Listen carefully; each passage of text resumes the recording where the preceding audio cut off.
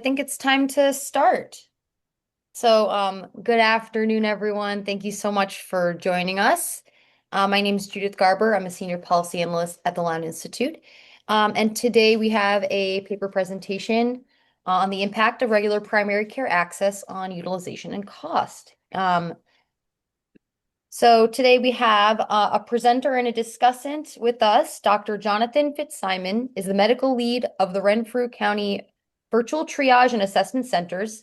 He's a family physician researcher practicing community-based family medicine in Renfrew County, Ontario. Jonathan graduated from Sheffield University Medical School in the UK in 2007 and worked for 2 years as a hospital physician in the British National Health Service. His research aims to provide policymakers with evidence of the lack of access to primary care, barriers to accessing primary care, and the use of virtual care as a means of improving access in rural, remote, and underserved communities. Dr. Michael Fine is an award-winning author, community organizer, public health expert, and family physician. He serves as chief health strategist for the city of Central Falls, Rhode Island, and he is a Lown Institute board member. He served in the cabinet of Governor Lincoln Chafee as director of the Rhode Island Department of Health from 2011 to 2015. Dr. Fine practiced family medicine for 16 years in urban Pawtucket, Rhode Island, and rural Scituate, Rhode Island. He has founded several nonprofit organizations to improve primary care access in Rhode Island and beyond, including Primary Care for All Americans, or PC4AA, which is having its annual summit meeting next week. So speaking of the summit, we wanted to put a short plug for this event. It's not a Lown Institute event, but it has a kindred spirit to what we do here at Lown Institute. So on May 20th, which is next Wednesday in Cambridge, Massachusetts, the PC4A Healthcare Renaissance Summit will convene clinicians, community members, students, and policymakers from across the country to collaborate on how to ensure that every person has access to primary care. And aside from the speakers today who will be at that conference, well, there'll also be Massachusetts State Senator Cindy Friedman and President of the Primary Care Collaborative, Ann Greiner. So once I'm not sharing slides, I'll put that link in the chat for you all if you want to look up at tickets. Apparently, it's almost sold out. So if you're interested, get your ticket now. And the day after will be Lounge 26, Confronting Healthcare Affordability, which is sold out, but we do have a wait list, which you can put yourself on. And maybe we'll see if we have last minute drops. There's definitely there might be room, so you can put yourself on the wait list for that. And without further ado, I'll pass it off to Dr. Fitzsimon. Thanks, Judith. Is that right? You want me to go first? I wasn't sure if Michael was going to do some introductions first. I'm straight in, am I? I think yeah, and then Michael can Okay, react and put in some context as well and all that. perfect. Let me, I'm just going to share my slides, and if you could tell me if I've got them the right or the wrong way around once I think you're seeing you seeing the Yep, proper looks slides? good. That looks Perfect. good. Okay. So thanks, Judith, and thanks for hosting me today. I'm really happy to share, actually, it's papers plural, and we'll focus on the main sort of the most recent paper. But essentially, I've spent the last 2 years on a program of research looking at the impact of having and not having primary care, and that's centered on where I'm located in Ontario, Canada. So perhaps if I just give a little sort of overview of the system here, just to put it into context. So Canada is a federal country, the 10 provinces and 3 territories. The Health Canada Act means that the rules around what needs to be provided in terms of healthcare to Canadians are set at a federal level. But the responsibility for delivering health services to Canadians is devolved to the provincial level. So Ontario is the largest province by population. So of the 41 million or so Canadians, 16 million Canadians live in Ontario. And like I say, the responsibility for delivering healthcare to those 16 million Ontarians lies with the government, the provincial government of Ontario. So that means essentially as a single payer organization for healthcare, the government of Ontario also holds an awful lot of data around healthcare. And so going back to 1986, essentially every touch point in the Ontarian healthcare system, be it primary care, physician billings, or hospital data, emergency department use, long-term care, all of these different touch points and data sets around the healthcare system in Ontario are held in one place by an organization called ICES, which is part of the Government of Ontario, and is available to researchers to essentially have access to population level health data sets for the entire population of Ontario back to 1986. So I want to start off, I acknowledge that attachment is not as common a used word in the US in terms of primary care as it is in Canada.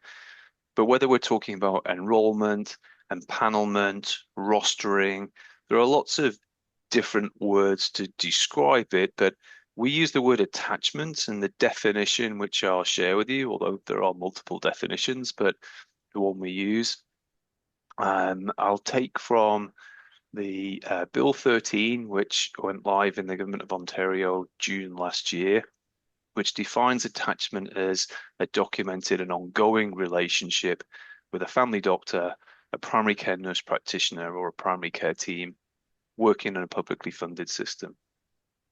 And I deliberately put this up because I think it highlights another point, and it's maybe something we can touch on later, that this is the definition in the law of Ontario. This was a bill which was passed and is now legislation that by 2029, all Ontarians will have attachment to primary care as described in the Primary Care Act of 2025.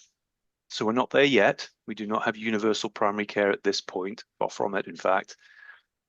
But it is now legislation that by 2029, everyone in Ontario will have attachment to or the option of primary care attachment. I think it's also worth me pointing out that in Ontario, their primary care clinicians is essentially the vast majority family doctors. We do have primary care nurse practitioners that attach their own patients. They have their own roster of patients. We have a small number of community pediatricians who would provide primary care services to children without a family doctor. But we do not have physician assistants rostering their own lists of patients. And for the purposes of the research that I'm going to describe, given that it's all billing data related, nurse practitioners are funded separately. They're paid salaries, and so they do not submit billing requests to the government. So all of the data that we've used in the research is for patients attached to family doctors. And that's over 94% of anyone with a primary care clinician in Ontario, they're attached to a family doctor. But for the purposes of the research, it's 100% family doctor attachment.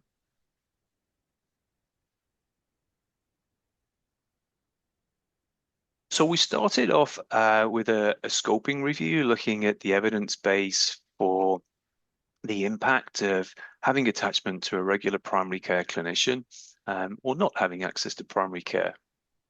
And the international evidence is clear that a regular, stable, long-term relationship with a primary care clinician improves patient outcomes, and conversely, not having attachment to a primary care clinician, what we term unattachment, is associated with worse clinical outcomes.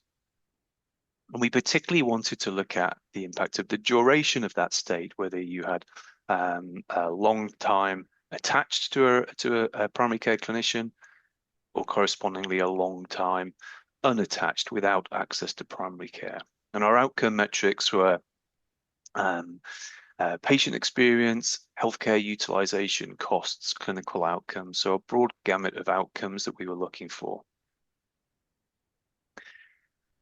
It's interesting when you talk to colleagues in Europe and Scandinavia, this idea of continuous attachment. So for example, if a family doctor retires and their panel of patients need to get their primary care elsewhere, in their eyes, the idea of continuity and stable attachment is The question is, so do we transfer those patients to one of the other doctors in the clinic? Do they get transferred to a nurse practitioner in the clinic?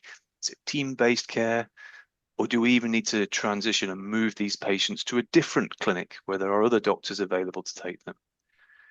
The concept of there being a period of time where those patients don't have primary care is alien to them in Europe and Scandinavia. And when I talk to my colleagues there, there's a recognition that perhaps in low and middle income countries, periods of time without primary care might be a real problem. But there's real sort of eyebrow raising when I say, well, actually, you look at Canada, you look at the US, it's a very real problem where significant portions of our population go periods of time, sometimes very long periods of time, without primary care. And so the concept of unattachment, like I say, is an alien one to them in Europe and Scandinavia, but a very real one for us in North America. Interestingly, of the 30 odd papers that we looked at in detail for this scoping review, only 2 looked at unattachment, and both of them were Canadian papers.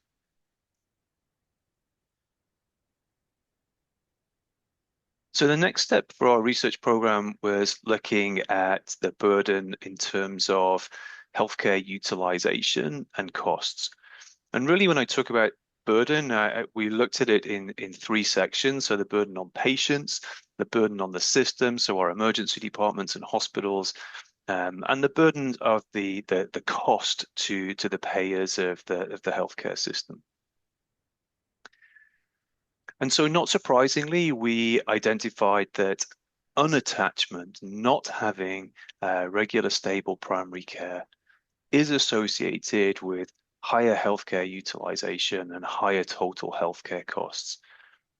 What we were able to show is that this was much more pronounced among patients with multiple chronic conditions. So multimorbidity is by far the biggest driver of healthcare utilization and costs, but it's exacerbated by a state of unattachment, not having access to regular primary care. And we were able to quantify that by comparing cohorts of multimorbid patients, adjusting for age and sex and rural location versus urban location and income quintile and all of the things you would expect us to adjust for. So when you're looking at similar patients with multimorbidity, unattached versus attached, we're seeing this doubling effect of healthcare utilization and costs. So those are 2023 Canadian dollar values, but the ratio more than double the cost is the sort of take-home message.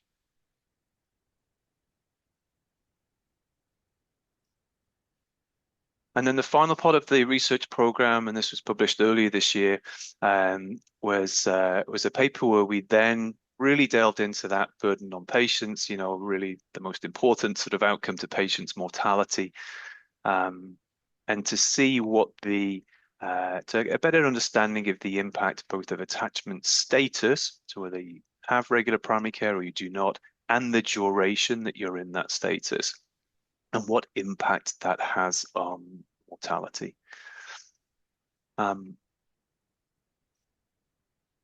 So the study, as I mentioned earlier, the exposure is attachment to a family doctor. Our outcomes were all-cause mortality and premature mortality, so dying before the age of 75. We looked at total healthcare costs and were able to segment those down by different aspects, the main drivers of total costs, and a range of different types of hospitalization.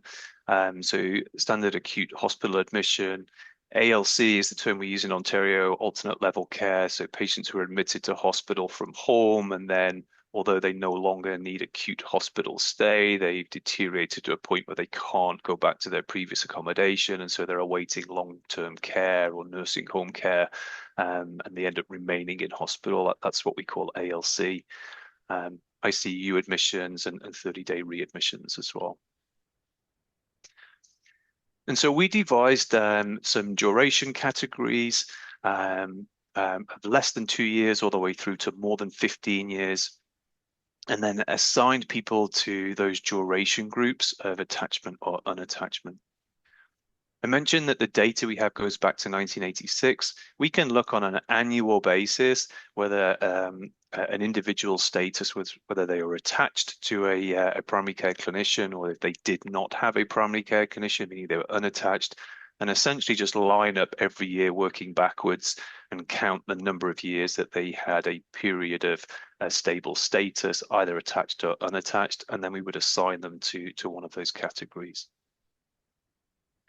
We then did a secondary analysis. So we looked at the John Hopkins aggregate diagnostic groups. Okay, not a perfect system, as people sort of have touch points with the healthcare system and they accrue different diagnostic codes and then they get assigned into different groups, and then people have a number of these different groups. It's not perfect. There are challenges with that, particularly people who are not accessing the healthcare system maybe don't accrue those diagnostic groups. But it was a good way for us to just segment out those people with no chronic conditions, so they're not having any touch points for chronic disease, through to those with multiple conditions and all the challenges of multimorbidity and polypharmacy.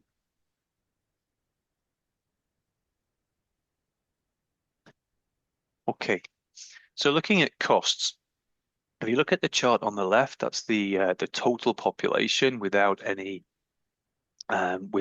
sort of separating it out into to different adjustments. And you can see, not surprisingly, that the cohort of people who do not use the healthcare system, the healthy non-user bias, if you like, drives the cost down. So in the bottom half of that chart, we see people who do not have primary care. Actually, their costs are lower than the top half of the chart where people do have primary care. And like I say, that's because the majority of people have very little use of the healthcare system, and so they pull the cost down. Although interestingly, people that have been unattached for a very long time, 15 years or more, even look at the entire populations, those costs now are moving to the right of the vertical dotted line, meaning that the costs for long-term unattachment, even at a population level, are higher than those with primary care.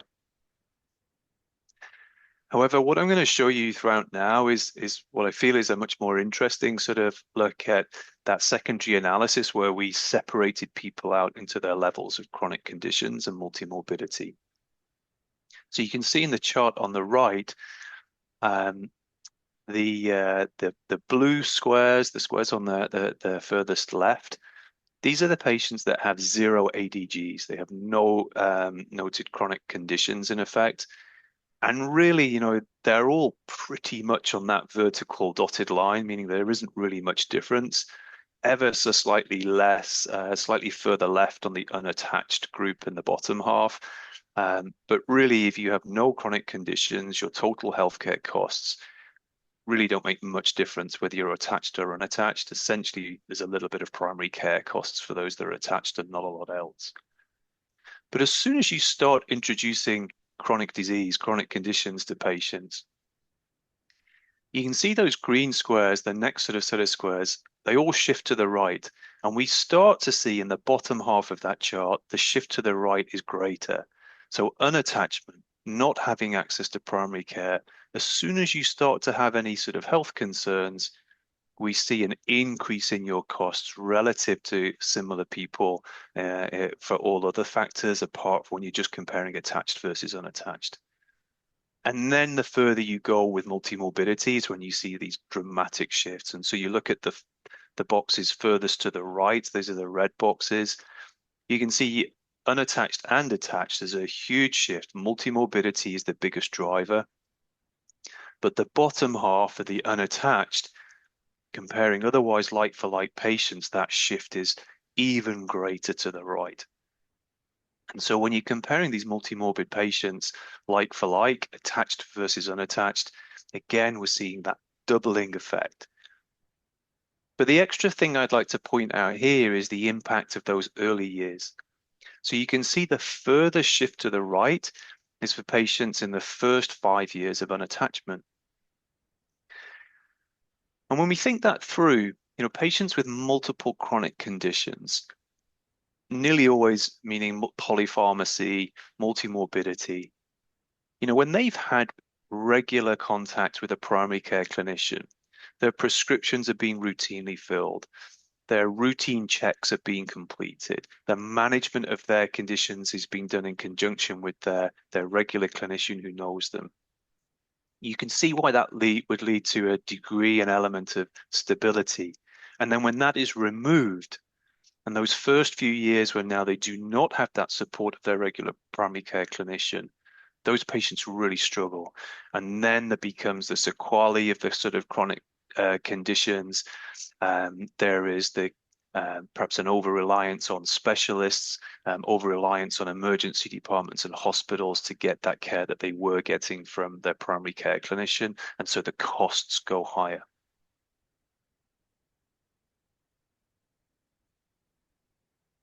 Apologies, this slide's a little bit busy trying to sort of show out the hospital admissions. But really what I wanted to highlight is that same trend applied to hospital utilization, whether we're looking at standard hospital admissions, ICU, 30-day readmissions. That shift to the right is always driven strongly by multimorbidity, and it's even worse for those who do not have a regular primary care clinician. And it's even worse, or it's at its worst aspect in those first few years following the loss of primary care.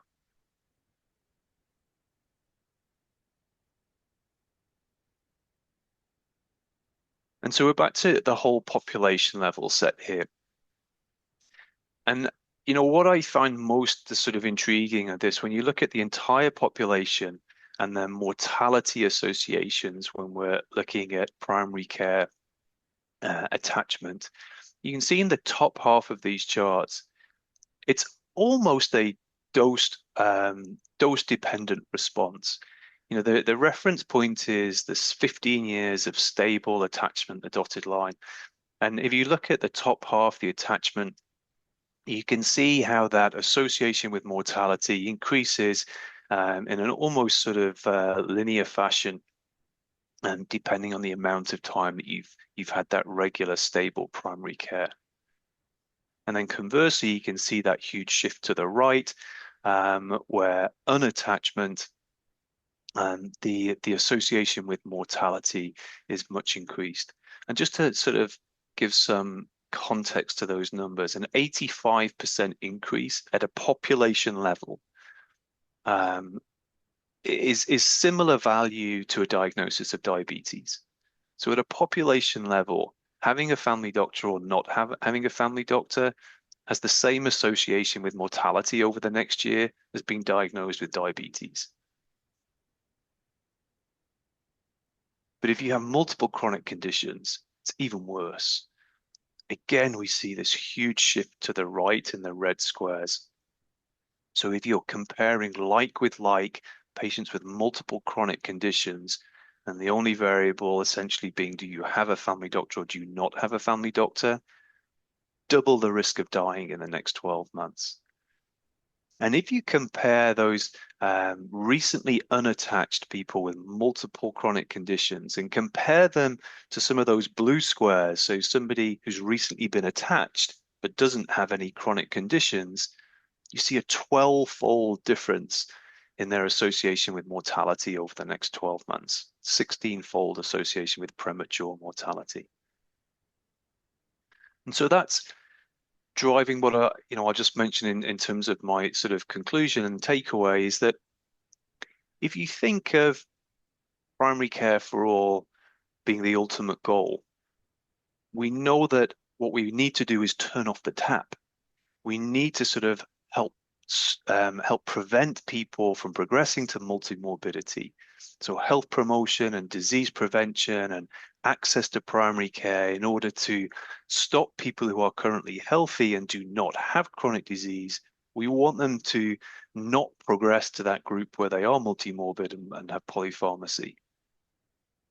But whether that happens now, next year, 3 years' time, there's some debate as to whether over the course of a lifetime, whether it's a huge difference as to how long it takes if we're talking relatively short amount of time for them to get attachment to regular primary care.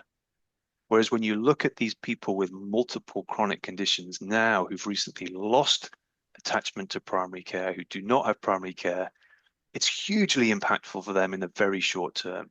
They may not make it another year. It's literally can be a matter of life and death as to whether they have attachment to a family doctor or primary care clinician.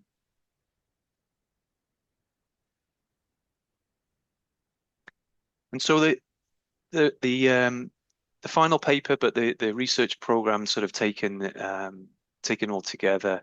It's reinforced using Canadian data, Ontarian data, what the international evidence has shown us that long-term stable primary care attachment really has to be our ultimate goal. What's new is that we've been able to identify this critical vulnerability window, those first few years without primary care, most importantly for those with multimorbidity. Those outcomes, whether we're talking about outcomes on patients, whether we're talking about outcomes on the healthcare system, or outcomes on the funders, the payers of healthcare, there's this huge shift to the right made worse by multimorbidity. We did extrapolate the numbers of the mortality numbers to look at if we'd have taken everyone who was unattached in the group and moved them into the long-term stable attachment group, we'd be looking at over 8,000 fewer deaths in Ontario over the course of that year. And so I said a little earlier that ensuring that everybody has access to primary care is going to be key. We have the evidence, we can quantify it about how that can lead to longer term benefits, preventative care, health promotion, access to care when it's needed, and help take that care out of the emergency department and hospital setting, can drive down costs and can improve clinical outcomes long term. But at the same time, there needs to be that policy thought that there are a subgroup who are particularly vulnerable. It's particularly urgent for them to get primary care, especially if they're in those first few years of having lost their family doctor or primary care clinician. And that's where we're going to see the greatest impact on outcomes for patients, outcomes for the healthcare system, and outcomes in terms of total healthcare costs. So what I thought I'd do now is I've hit my sort of 20 minutes. I'll stop there. I'm happy once Michael's finished talking to take any questions sort of now. I do have a few little sort of things I can talk about in terms of things we've done in Ontario to improve the system, but I'm also very happy to talk in more detail about the research and just focus on what I've spent the first half of the session talking about. But I'll certainly stop there for now. Go ahead, Vicus. Yeah, we were gonna go to Michael for his thoughts. So do you want to do that quickly, and then or Vikas, you want something urgent? You want to chime Well, in before we do that? I just want to talk a little bit about the paper itself because I want to understand something I'm not getting. Clearly, I'm not just getting it, which is, I think I understand how you've set this up and set the analysis up. Um, I'm probably biased because of the situation in the US where I imagine an unattached patient could have been unattached for decades or their entire lifetime. I mean, they don't have primary care. So, and obviously there's a lot of socioeconomic and demographic sort of covariation and potential confounding. So I was just trying to understand. I understand how there's almost a dose response relationship, whether it's the ADG, the mortality by ADGs, where the longer your attachment, the lower your mortality. What I don't understand, so please walk me through that again, is why is it the same dose response curve for the unattached? In other words, is the unattached group actually just recently unattached as opposed, the one that's the 1 to 2 years unattached, is that actually not 1 to 2 years in the resolving power of the database, but actually previously they were attached and now they're unattached? That's, I think, where I'm getting stuck to understand that dose response curve. Yeah, that's no, it's a great point. I'm just gonna hop back to maybe the mortality one is the clearest one for me to show you. So what we see with the attached group is the short-term unattachment. Well, first of all, let's start off. Any sort of amount of attachment, so having access to primary care is always protective. And the longer you have that stable attachment, the more protective it is. So for the top half of this, the lowest mortality association is with those with long-term stable attachment. And then, as you say, there's almost a dose response. So the less amount of time that you've had with primary care, the higher your association with mortality is. So you're right in saying that in this top bar here, these patients could have had a long time without primary care, and now they just recently got primary care within the last 2 years. So theoretically, just 1 year. And so they may have had a long period without primary care, and now they've just got primary care very recently. And so that could certainly be the driver as to why their mortality is higher, because there's only so much you can do in that first year on the back of 10, 15, 20 years of unattachment. Whereas there's people with 15 years plus of attachment, that's the most recent 15 years. So I'm not sure what happened 15 years ago, but for the last 15 years at least or more, they've had regular a continuous primary care attachment. However, when you look at the unattached, so same caveat, if you've been unattached for 2 years, you could have had a doctor for 50 years, and then that doctor retires. You know, your doctor was, I don't know, 25 years older than you when you took it, and they worked all the way through to their mid-70s, and then you had the same doctor all that time. And for the last few years, your doctor retired and you weren't able to get another doctor. So you could have had a long period of stable attachment, and then more recently you became unattached. It's hard for us to tease that out as to how long that period of attachment was prior to what we've measured.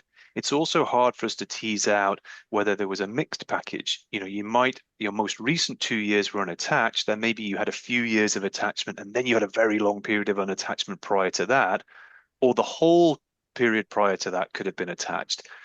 So we can't make that differentiation from this data. However, given the magnitude of the changes, part of the argument is that even accounting for that, or even allowing for that potential variation and that lack of understanding of, well, what went on previously, what we see is that just the fact that you previously had primary care, however long it was for, was at least a year. If you then go to a period of time and you have multiple conditions where you don't have primary care, you are in the most vulnerable group. So regardless of what you had prior to becoming unattached, if you had at least a year of solid primary care, that was very protective, and then you become very vulnerable when you lose it. The discussion around, so why do people that have been unattached for very long periods of time have lower mortality and lower costs and lower use? There is some data internationally on that, around more qualitative data around patient experience and the measures people go to about finding other sources of care, whether that's through helping them navigate community resources, family support, specialist care, understanding how to navigate the hospital and the emergency department system. So over time, people find coping mechanisms for not having primary care, whereas in those first few years, it's all new to you. You know, you had primary care previously, and so you're less likely to be able to access those other sources of support, even if they're not primary care. Does that help answer some of the questions, because I don't have an absolute answer to you, but Yeah, I hopefully you can mean, understand our thinking a bit. it helps. I mean, I'm still puzzled. So just to be provocative, let me say, it looks like those with the most comorbidities or morbidity, multimorbidity, the all-cause mortality if you're attached 15 years is about the same as if you're unattached for 15 years. Well, And it's a long, that's a head scratcher for me. Like, what the hell is going on? yeah, Yeah, and some of what I mean, it is still slightly higher, but you're right, it's not the doubling effect that we see sort of overall. Um, there were some concerns or some thoughts and discussion in the group around survivor bias when you get to the Yeah. 15 years Mhm. of, Yeah. especially with multimorbid patients. So it's hard to, that must be a remaining confounder, I think. Yeah. Yeah. I would have thought something like that. Interesting. I'll shut up. Thanks. So, first, Jonathan, thank you for the amazing data. Barbara Starfield of blessed memory must be grinning in heaven, because this data suggests that all the things she predicted are real, and you can see them in real time when you look at a population presentation of primary care attachment. I am insanely jealous about your data, because we don't have a consolidated approach to a measure of anything like attachment. We have this balkanization of data by payer, that makes this kind of assessment virtually impossible. So we do a look at what happens with Medicare patients. We try to do a look at what happens with Medicaid patients, though, as I think many of us know, when you've seen one Medicaid program, you've seen one Medicaid program. And sometimes we look at commercially insured people, but we just don't have a way to address this. Um, it's also quite interesting that uh, the your colleagues in Europe who think it's quaint that we think about attachment and unattachment, that's incredibly painful in a country where, at least according to one measure, perhaps 43% of only 43% of American adults have a primary care relationship that is consistent over 5 years. And something like only 67% of people with Medicare, effectively the best insurance we have a primary care attachment going back 2 years. So the challenges for us in this context turn out to be huge, because we are so far from primary care to everyone. Um, and your observations about people with multimorbidities are particularly painful in a nation that's struggling with affordability. And actually, I think end up supporting my contention and the contention of some of my colleagues, that the pathway to affordability, there is no pathway to affordability or to public health outcomes in the United States that doesn't come through primary care. And not just primary care to individuals, but primary care from a population perspective, because that's what we have failed to look at in a coherent way as a nation. Remembering, and I'm sure I get these numbers a little wrong, but I don't think I'm far off, that something like 5% of patients in the United States, those with multiple morbidities, are responsible for 50% of our costs. Others on this Zoom may correct me and make sure that my percentages are there, but I think I'm pretty close. So that's the challenge, and that's the opportunity that you've provided us. Real world data that says when you view the population from the lens of primary care and from primary care through the lens of population, um, we see a clear pathway about how to fix this mess. What we don't see is a clear pathway to how to get there politically.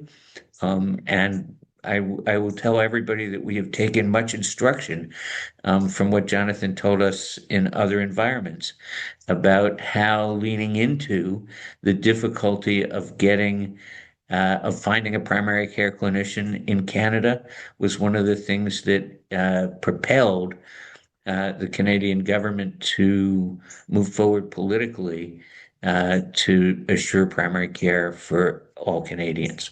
And so that's why those of us in the organization that I'm part of called Primary Care for All Americans spend so much time trying to figure out how to get that done politically in the United States. So, I've said this before in other contexts, but Jonathan, you continue to be our drinking gourd.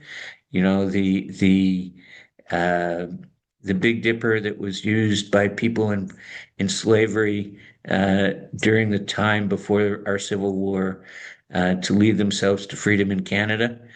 You're our drinking gourd. And we hope that the data that you show us and the work that you're all doing helps drive the United States to freedom from this incredible mess. Thank you, Michael. Now we're gonna open up the floor to more questions.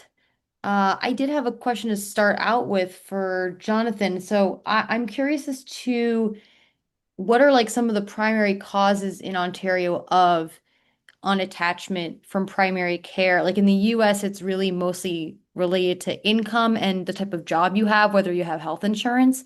But if everyone has health insurance, is it mostly due to like where you are geographically in the area or like shortages of physicians, or is it just luck where your physician happens to retire, or is there an income like element to it as well?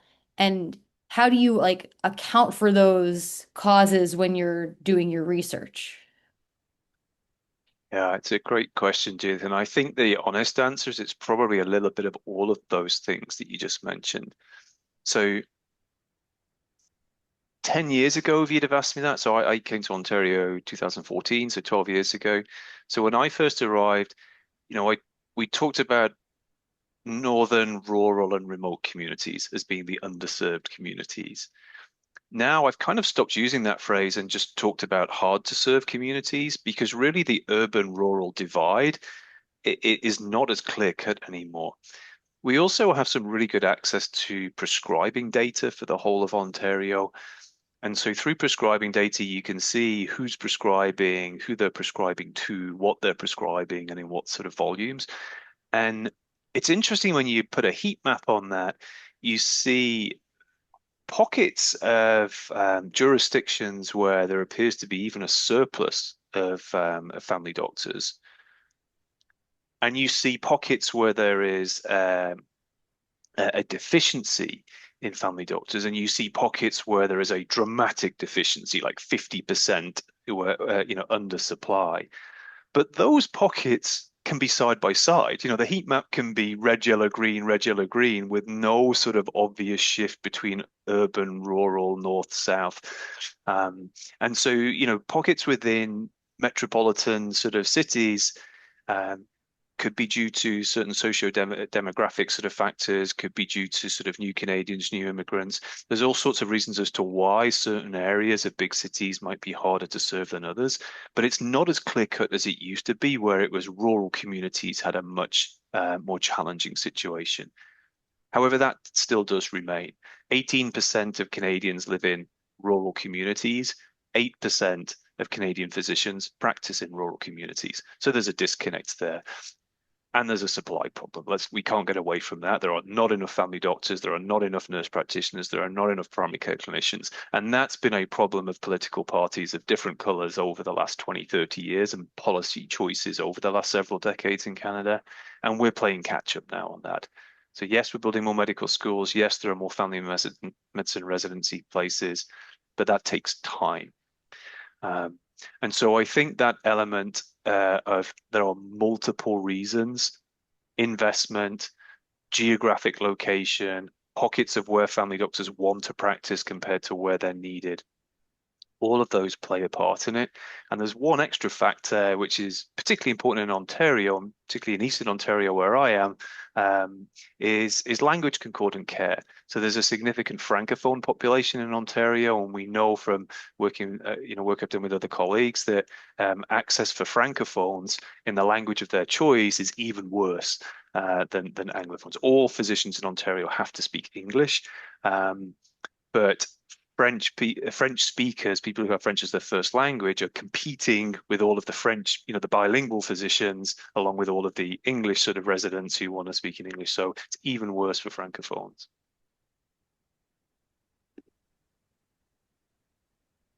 I'll hop over to Vikas unless any of the other audience members has a question first. I just thought I should say hello because I feel like I'm breaking into your little club, but hi. Oh, no, absolutely not. We're so happy to Hi, have you. Jody. Hi, Jody. Nice to have you. Thank you. Just, I had to join because the topic is so interesting. So thank you. That was great to hear. I'm a general internist and health services researcher at Johns Hopkins. So very interested in primary care. I guess I may have missed the very beginning. Attachment is not, it's not something assigned, it's something observed. It is actually so the definition that I put up was the one in the Health Act in Ontario, and so that's the documented ongoing relationship between a primary care clinician, so a family doctor or a nurse practitioner in a publicly funded system. So there are different ways you can be assigned to be attached. The most obvious and most common one is that you signed an enrollment form with a physician and a patient signed the form that gets submitted to the ministry, so we know 100% you're attached to that doctor. But then there are some other methods where we say someone is attached if they're seeing the same doctor regularly, and we see that from billing data, and that doctor is a family doctor and they clearly practice in comprehensive primary care, then they would also be considered attached. And then a few small options like pediatricians, community pediatricians seeing a child. If they don't have a family doctor, they would still be classed as attached if they have a community pediatrician working with them. So how does your definition of attachment match up with other measures like the Weiss-Boxerman Index of Continuity of Care? They align well? Well, that question, I just read what Judith put in the box in the chat there about, access and attachment, and access and attachment are not the same thing. And so that I feel, does flow into continuity. And the definition of continuity, are we talking about the same clinician, or do we talk about a clinician who's in your group? So it's not you, but a group of doctors, you run in the same clinic, you do evening clinics together and weekend care. Does it still count as continuity if one of your colleagues sees your patient, same EMR, all of that sort of thing?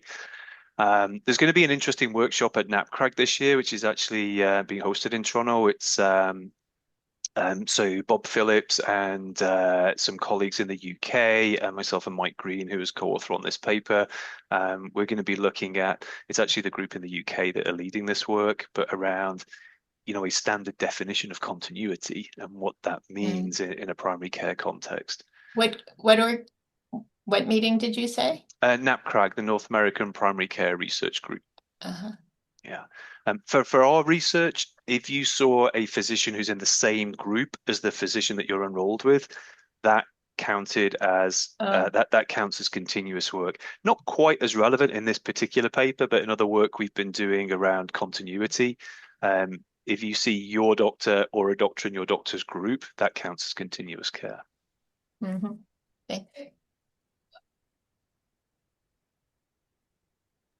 Go ahead, Vikas.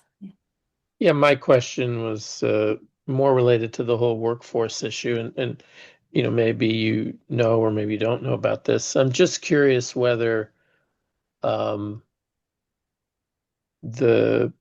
sort of efforts to recruit, the problems of upper middle class doctors serving lower middle class and lower class communities, and where doctors like to live and where they like to work, that's been true all over the world forever, I think, except maybe when we all lived in villages. So I'm just curious from a workforce point of view whether provincial governments are in any way prioritizing recruitment into medical school from the very communities that are underserved. I went to Dal in Halifax and a long time ago, but at that time, I think it was pretty it was like everybody had good grades and everybody did well on the tests and this, that, and the other. I don't think other than diversity for the Maritimes, to be sure that the politics didn't blow up in their face. I don't think there was anything else, but it feels like, given where Canada is, it would be time. Yeah. And it's still the issue that academic and training centres are generally co-located with the departments of family medicine and the universities, which are generally located in the big cities. And so people move out of the rural areas to do their training. They go to medical school, maybe they've done their undergrad at the same university, and then they do their residency program, and they're 10 years out from the community they left behind. And so the return rate is very low, despite the fact that when you see the evidence of doctors that do part of their residency program in a rural community have much higher rates of staying in those communities. And so there has been a move, and certainly locally where I work, to move sort of affiliated residency programs out to more rural and more community sectors. So some of the community clinics get status as a residency academic site affiliated with the larger academic site of the university. So they get financial support and training support. And then they take the family med residents for 2 years in that community, and they get their training in the local hospitals and the local primary care clinics, and they live and stay in that community for 2 years. And we see much higher rates of retention of those then family docs having done their residency program in the community staying there. Of course, you still haven't got around the fact that, your 4 years undergrad and your 4 years at med school in Toronto or Ottawa, but at least your 2-year residency program can now be done in a rural setting. Yeah, the data in the US suggests that about 60% of people who train at a residency program will stay within 5 miles of that program. And similarly, if people go to medical school and residency in a state, there's a 75% chance they'll at least stay in the state. With some older data that suggests the demographics of students accepted at medical school predicts how and where they're going to practice. So rural, older, and women suggest primary care practice in the U.S. That's Fitzsimon's old data. I hosted a webinar in March with some medical school deans about, can new medical schools help with the primary care shortage? Yeah, and I got to tell you, we're working on a new public primary care medical school in Rhode Island, and think that we're very close. I hope and pray, but even that, I worry about being co-opted, because the pivot point is probably in the admissions committees, and how self-selecting the admissions committees tend to make the practice of medicine in the United States. Not that I have feelings about this.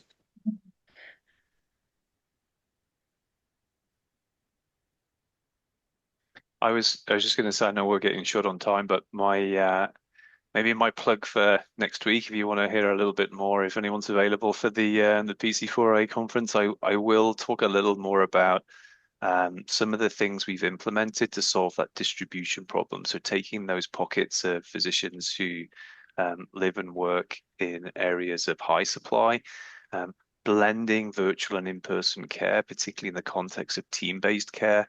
So allowing physicians who live in one part of the province to provide virtual care as part of a team which is grounded in the local community, to sort of increase capacity to those hard to serve communities and allow the physicians who may want to contribute to a hard to serve community without physically relocating there.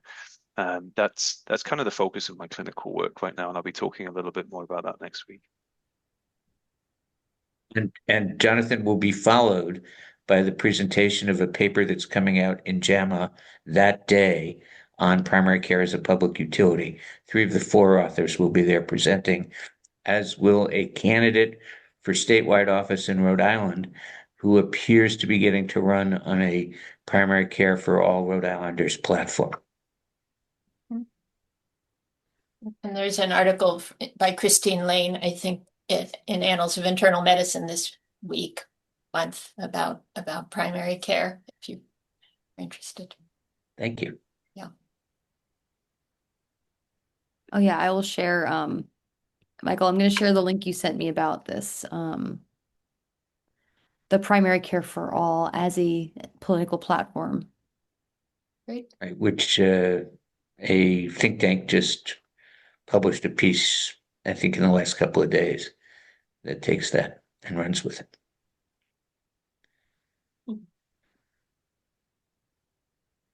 Very cool. Thank you all so much, and thank you, Jonathan and Michael, for being presenters today. And we'll see some of you next week at the Lown Conference, and there'll be a recording of this available.